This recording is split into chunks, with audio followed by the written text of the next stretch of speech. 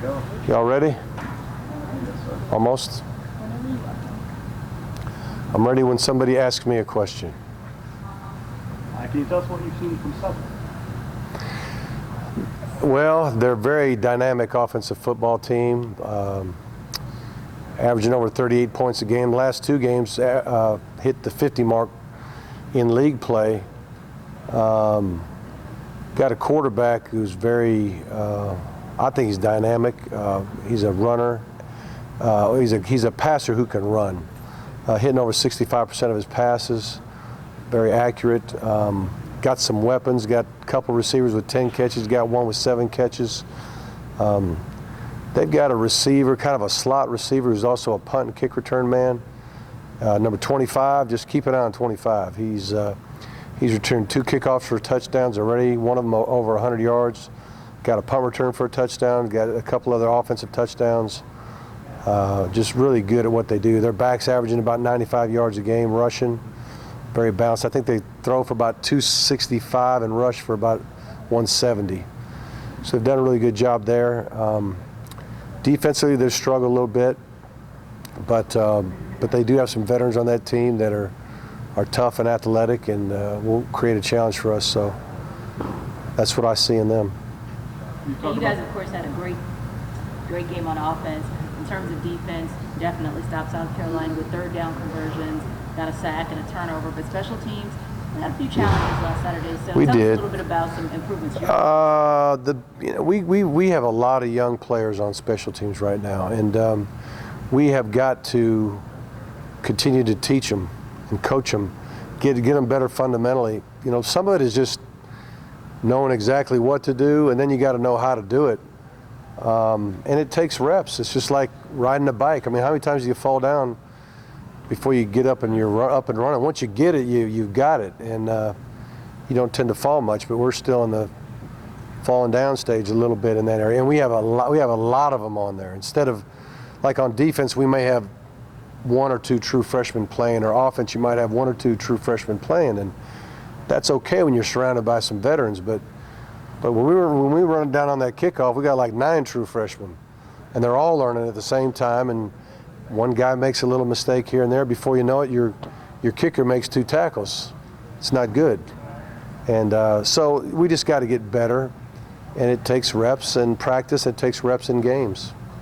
Can you run that full speed in practice without injuring your... Well, you run at full speed, but you don't tackle to the ground full speed.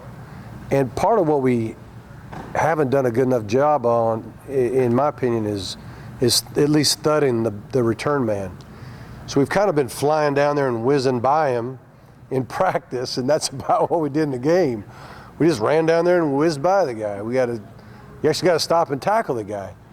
And so I don't know if we did a good job of making sure they knew that. We'll get better. You said that Southern's had its struggles, on defense. That presents a good opportunity for your offense. How much, with your new offensive coordinator, are you calling plays? How much of the Brian shot now? Oh, he's calling the plays. I hired him to coordinate the offense and call the plays, and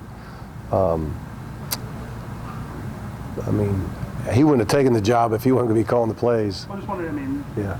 Or I guess just say, how do you override him at all? Do you ever say, hey, that's a good play, but I'd rather do this? I don't. I've called plays for years, and if somebody's in your ear in the middle of a series, it's just not healthy. If I have any suggestion at all, it's going to be in between a series.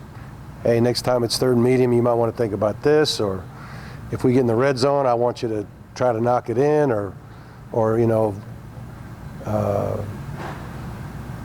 on this third down, you got 2 downs to make it because we're not going to kick a field goal or punt here. So just know you got, so I'll do those kind of things. And then, throughout the week, we all as a staff talk about what do we like in third and medium, third and short, third and long, red zone.